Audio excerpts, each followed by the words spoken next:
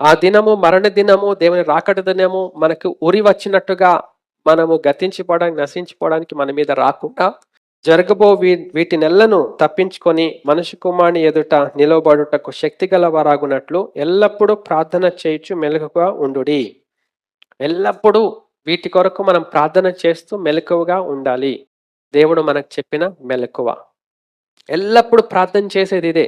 ప్రభువా, నా రక్షణ నేను కాపాడడానికి సహాయం చేయండి. ప్రభువా, ఈరోజు చనిపోతే నేను ఎదుర్కోవడానికి సహాయం చేయండి. ప్రభువా, నీ ఎదుట నిలబడడానికి శక్తి అనుగ్రహించు. ప్రభువా, నీవు చెప్పినవన్నీ చేయటానికి సహాయం చేయండి. ప్రభువా, ఎన్ని చేస్తున్నాను ప్రభువా, ఇవి చేయట్లేదు, ఇవి చేస్తున్నా, ఇంకా చేయడానికి సహాయం చేయండి. ప్రభువా, నన్ను క్షమించు. ప్రభువా, నన్ను కనికరించు. ప్రభువా, ఇలాంటి మెలకువ ఉందా, స్పృహ, కాన్షియస్నెస్ లేకపోతే మనం మందమత్తులమే, మందంగా అయిపోతుంది, మన హృదయం మందంగా అయిపోతుంది.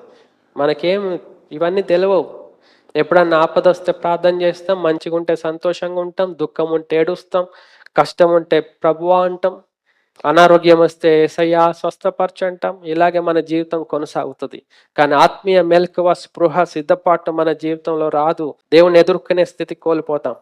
అందుకే ఎప్పటికప్పుడు అనుదినం మెలకువగా ఉండి మనం ప్రార్థనలు చేయాలి దీనికోసం.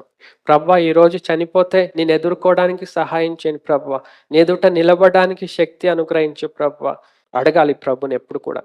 మిగతా విషయాలు ఎప్పుడైనా వస్తే అవి అడుగుతూ ఉంటాం అంతే. అంతేకాని ఇప్పుడు ఉల్టా అయిపోయింది, కంప్లీట్ రివర్స్ కేసు అయిపోయింది. ఈ ఆత్మీయ మెలకువ కొరకు, ఆత్మీయ విషయాల కొరకు ప్రార్థన మొత్తానికే క్లోజ్. దేనికోసం ప్రార్థన అంటే ఉద్యోగాల కోసము, వ్యాపారాల కోసము, ఈ లోకంలో పని పాటల కోసము, సమస్యల కోసము, ఆర్థిక ఇబ్బందుల కోసము, వీటి కోసము, అనారోగ్యాల కోసము, జబ్బుల కోసము, ఇంకన్నిటి కోసం చెయ్యండి. అన్నిటి కోసం చేయొద్దు అనట్లేదు. కానీ అదే పని, ఇక వేరే ప్రార్థనే లేదు, మనకి తెలియదు వేరే ప్రార్థన. ప్రభు అంటున్నాడు ఎల్లప్పుడూ ఈ ప్రార్థన చేయండి దివారాత్రాలు. ఆపద సమయాల్లో వచ్చినప్పుడు అవి చేయండి. ప్రభు చెప్పిన మాటను మనం అంగీకరిద్దామండి. ప్రభు తన బిడలకు ఆయన సిద్ధపరిచినవన్నీ ఇస్తాడు. ఆయన మనకిచ్చిన రక్షణ మాత్రం చాలా గొప్పది. ఆ రక్షణను కాపాడుకుందాం. మనము మన పిల్లలను మనం రక్షణ కొనసాగించుకుందాం. మనము మన ఆత్మను మన మట్టుకు మనము జాగ్రత్తగా ఉందాం. ఇది దేవుడు మనకిచ్చిన పని. దేవుడు మన ముందు పెట్టిన పరుగు పందెం.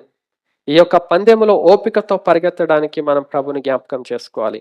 ఆ ఫినిషింగ్ టచ్ మనము ఇవ్వాలండి, లేకపోతే అపాయం.